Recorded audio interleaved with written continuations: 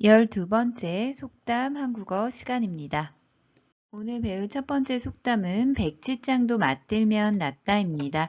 여러분들 한국어 교재로 공부하신 분들은 이 속담 많이 보셨을 텐데요. 이 속담은 백지장, 아무것도 없는 이러한 가벼운 종이 한 장도 함께 맞들면 옮기기가 더 쉽다라는 의미이죠. 한국에서는 아무래도 나보다는 우리, 또 공동체, 집단 문화 이런 것들을 강조하기 때문에 그때 이 속담을 많이 들어보셨을 겁니다. 자, 그래서 이 속담은 아무리 쉬운 일이라도 여럿이 힘을 합쳐서 하면 혼자 하는 것보다 낫다라는 의미로요. 여러분들 청소 같은 거, 그렇죠? 좀 일을 나눠서 같이 한다거나, 그리고 한국에서는 겨울철에 김장을 하죠. 이때 서로 힘을 합쳐서 상부상조할 때 이러한 속담을 사용하기도 합니다.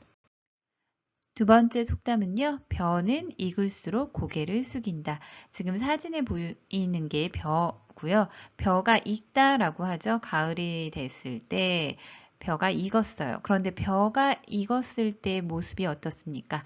벼가 점점점 익을수록 어때요? 고개를 숙이다. 이렇게 표현을 했습니다.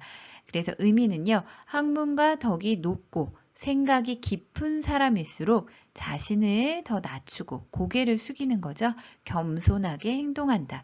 제가 좋아하는 속담입니다. 자, 이 속담을 인용한 신문 기사 제목 한번 읽어볼까요? BTS 지민, 벼는 익을수록 고개를 숙인다. BTS 지민 이제는 뭐 월드스타라고 말할 수 있겠죠.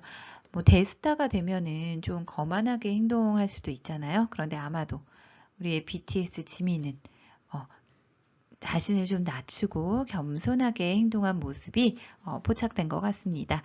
자, 두 번째 기사 한번 볼게요. 벼는 익을수록 고개를 숙인다. 스타는 인기 얻을수록 겸손해야. 자, 이런 기사 제목 볼 수 있고요. 뭐 스타뿐만 아니라 굉장히 좀 덕이 높은 사람, 그쵸? 뭐 대통령이라든가, 그쵸? 정치인이라든가 우리가 존경받는 이렇게 사람일수록 뭐 자기 자신을 자랑한다기보다 좀 겸손하게 행동하는 것이 조금 미덕이 아닐까 싶습니다. 세 번째 속담은 병 주고 약 준다. 자, 그래서 어떤 사람에게 병을 주고 다른 사람에게 피해를 끼치고 나서 또 약을 주며 도와주는 척 한다라는 의미인데요. 자, 어때요? 자기가 때려놓고 또 괜찮니? 하면서 약을 사다 주는 어떻게 보면 좀 이상한 행동인데 자, 이 속담을 어떻게 사용하는지 한번 확인해 보겠습니다. 자, 부장님이 오늘 이야기합니다. 오늘 야근? 너무 싫죠. 힘들죠? 그랬더니 자, 부장님이 먹으면서 해 라고 이렇게 간식을 사왔어요. 어때요? 이런 상황에 우리 부장님은 병 주고 약 주시네. 이렇게 이야기할 수 있겠죠.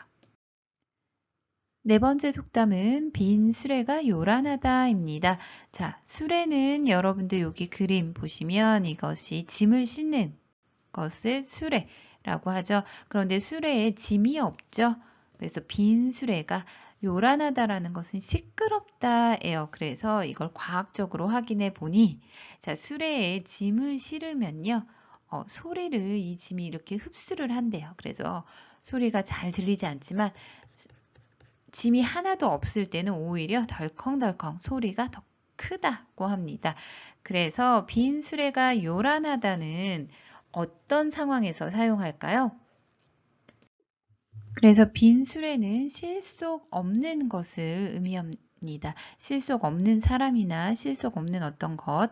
그래서 뭔가 속이 좀 텅 비어 있는, 꽉 차지 않은 그런 사람이 겉으로 더 아는 척 떠들어댈 때 빈수레가 요란하다라고 사용하는데요. 자, 이 속담을 인용한 기사 한번 보겠습니다. 요란한 빈수레 된 코세페. 자, 코세페는 코리아 세일 페스타를 줄여서 코세페라고 하거든요. 할인율, 인지도 모두 낮아. 자, 코리아 셀 페스타가 정부의 홍보와는 달리 요란하게 아주 시끄럽게 홍보는 했어요. 그런데 조금 존재감이 없는 행사로 전락하고 있다. 전락하다라는 것은 나쁜 상태로 빠지다 라는 의미인데요. 그래서 어때요? 굉장히 홍보도 열심히 한 것에 비해서 좀 실속이 없는 행사가 되었다. 빈수레가 요란하다 이렇게 사용할 수 있습니다. 오늘의 마지막 속담입니다. 빛 좋은 게살구. 여러분들 혹시 이 살구 왼쪽에 있는 것이 살구인데요. 이 과일 아시나요? 이것은 살구나무에서 자란 살구예요. 그런데 얘랑 좀 생김새 모양이 비슷한 오른쪽에 있는 게 게살구예요. 게살구는 게살구 나무에서 자라는데요. 살구보다 더 노랗게 익는데 맛은 시큼하고 떫어서 맛이 없어요. 살구에 비해서는 굉장히 맛이 없어요.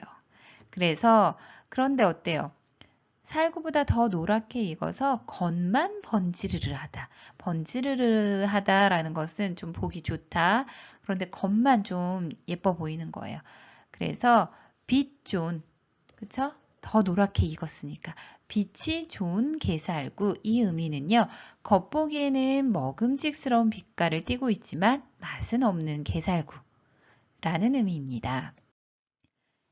그래서 이 빛 좋은 게살구는 겉만 그럴듯하고 실속이 없는 경우에 사용을 하는데요.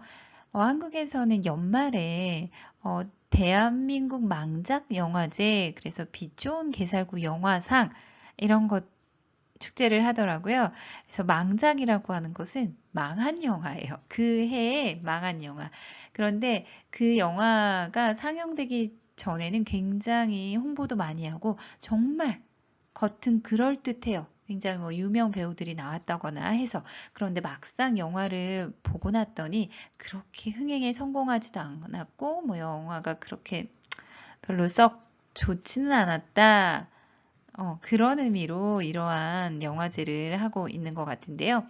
그래서 보시면 더 많은 영화들이 관객들의 사랑을 받고 대한민국 영화계에서 망작이 사라질 수 있기를 바라며 망작, 망하다.